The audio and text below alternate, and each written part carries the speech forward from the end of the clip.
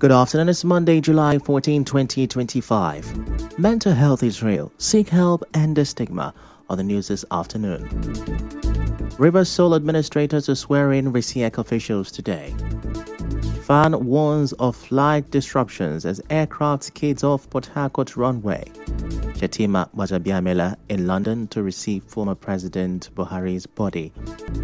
President Tinubu declares national mourning as former President Buhari is buried today.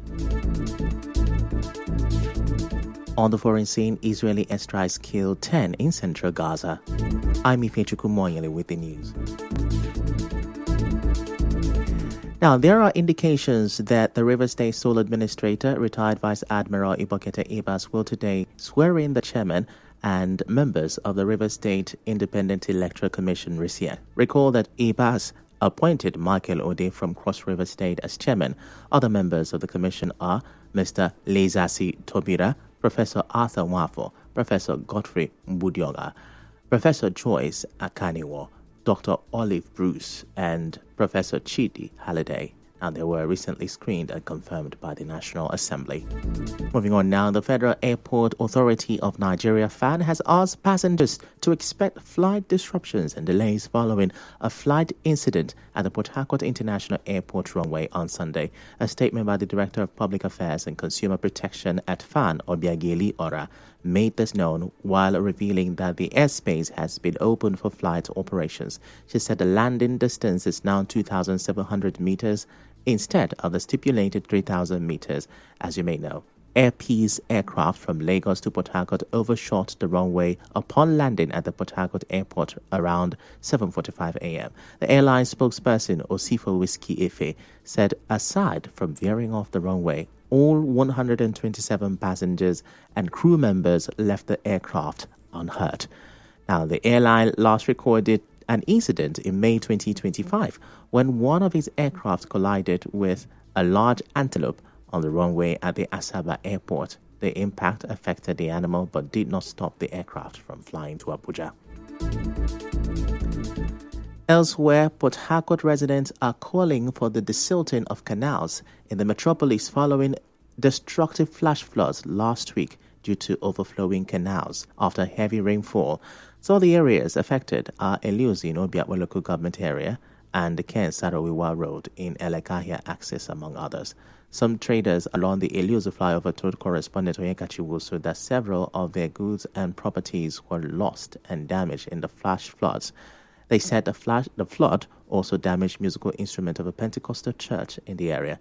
They said the situation caused traffic along the busy GU Ake Road in Eliuzu as some youth blocked the road to attract the government's attention.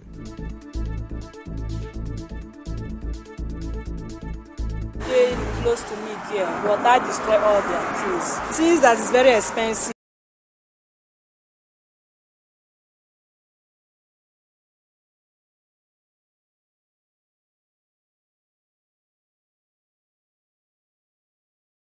As then they now so aboki then they come, then they carry and give them, make them carry come because the water spoil many things inside church. Motor no day. Water reach me for here. I do it like this. I cross. I go market. I don't know say water reach here. Stay. I don't know on that road. Where go reach that road. I thank God if I can't carry phone, I call my pikin. Say water full for here. I don't know anyone on that road to go out. So make government do something about it. Make them do something about it because Our correspondent who also visited the Ken Sarawiwa Road in Elekahia reports that the mechanic village was flooded as the canal was filled. Some of the mechanics blamed the flooding on the blockage of the main waterways. The chairman of Elekahia Mechanics spoke on this.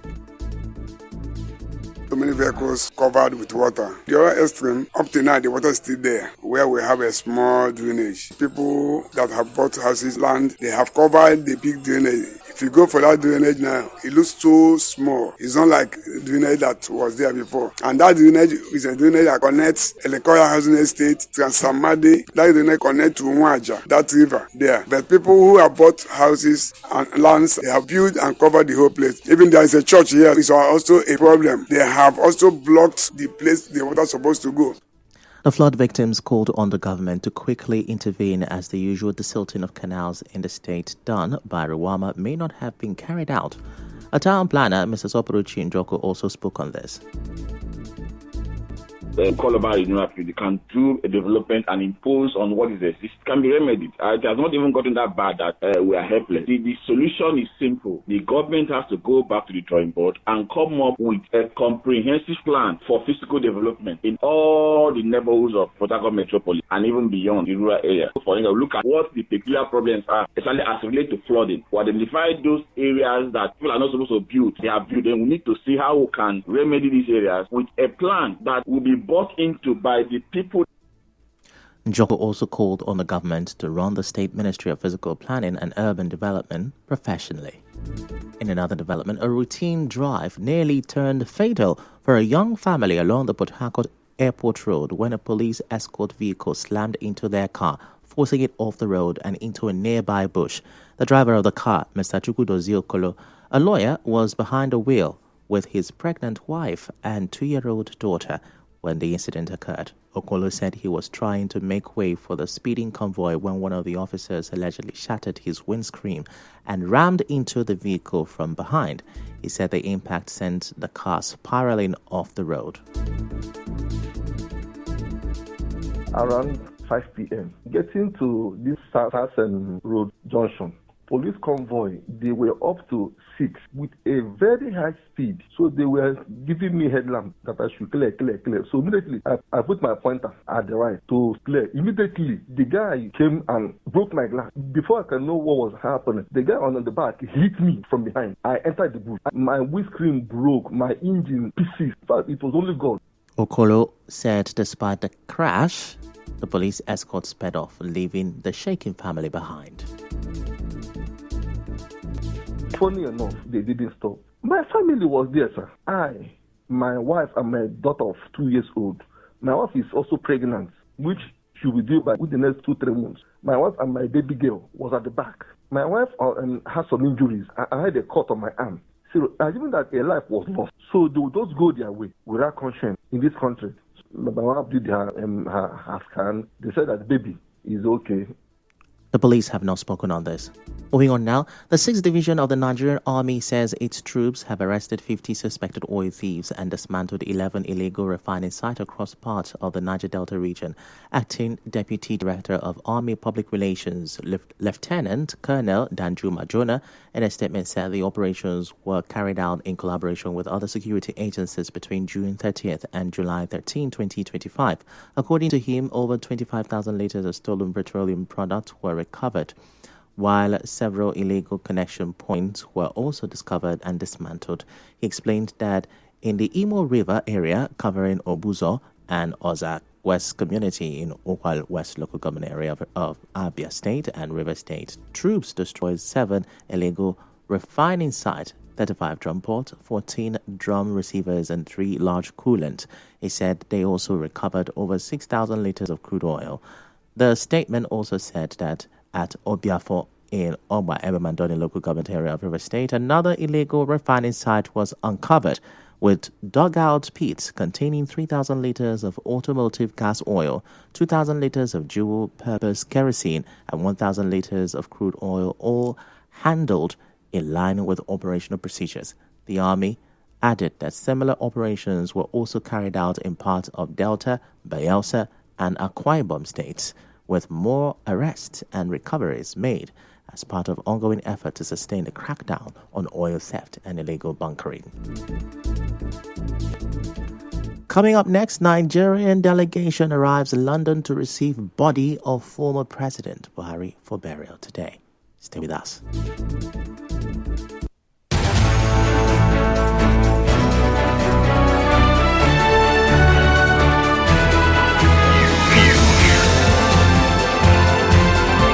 This is the news on 92.3 Nigeria Info.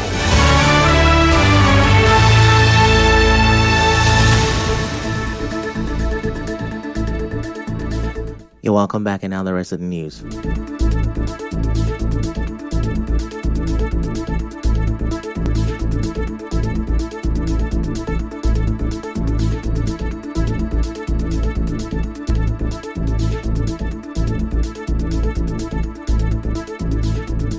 Vice President Kashim Shettima and the Chief of Staff to the President, Femi Gbajabiamila, have arrived in London, the United Kingdom, to receive the body of late President Muhammadu Buhari, who died on Sunday. The Vice President and the Chief of Staff led the Nigerian delegation to London earlier today. The Nigerian delegation to the UK was received by the Minister of Foreign Affairs, Yusuf Tugar, Borno State Governor Babagana Zulum, among others. Meanwhile, President Bola Tinubu has declared 7 days of national mourning for former President Muhammadu Buhari with flags at half-mast nationwide. He also summoned an emergency FEC meeting for Tuesday and announced that Buhari will be given full state honors. The President and a roll call of Nigeria's past heads of state are expected to converge on Daura today as the body of the former president is buried in keeping with Islamic tradition. Also, the Katsina state government has declared today a work-free day to mourn former President Buhari. Governor Diko Rada made the declaration to honor Buhari, a native of the state. In the meantime, the National Assembly has suspended all legislative activities for the next 7 days as a mark of honor for former President Buhari. In a statement this morning, Clerk of the National Assembly, Kamuru Ogunlana, said the suspension of legislative activities is to enable lawmakers to mobilize and attend the funeral activities of the former president.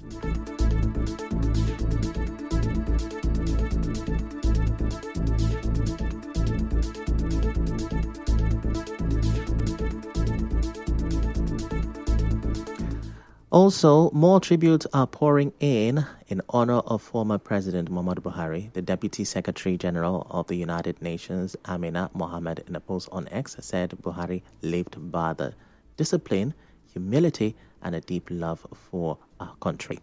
The former Nigerian Environment Minister extended her heartfelt sympathies to the family of the late president and the entire people of Nigeria.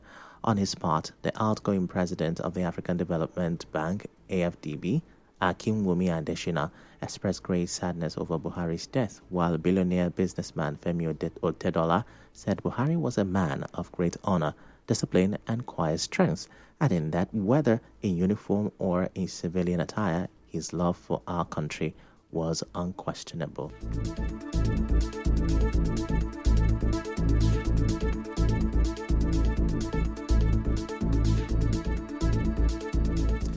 Similarly, former Minister of Transportation Chibi Gamechi described former President Buhari as a true Democrat and a detribalized leader who strongly opposed corruption.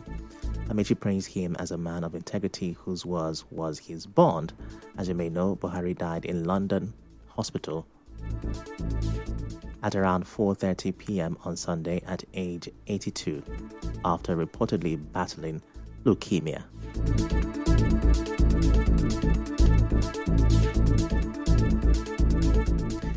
And now in business, report says 9 states have yet to implement the new minimum wage for teachers almost 1 year after the minimum wage was officially increased from 18,000 naira to 70,000 naira.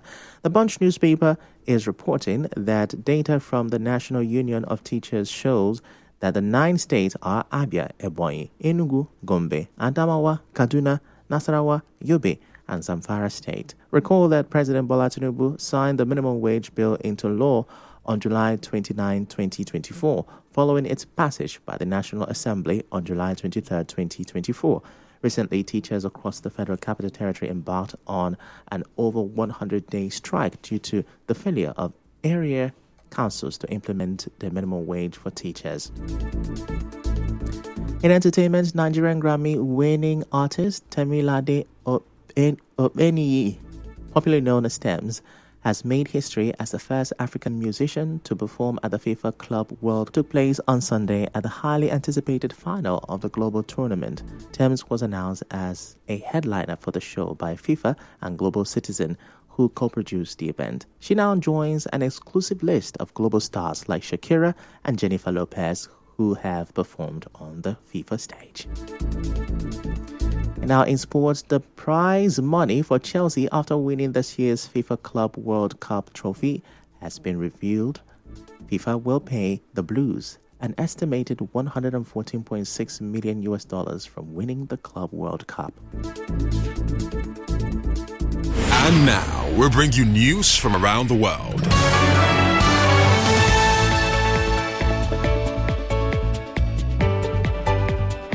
Reports said an Israeli airstrike killed 10 people, including 6 children in central Gaza as they waited to collect water in Al-Nuseirat refugee camp.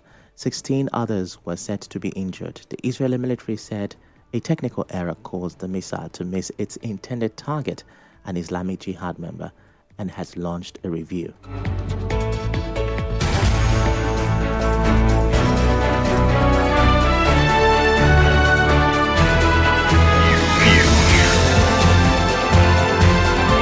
This is the news on 92.3 Nigeria Info.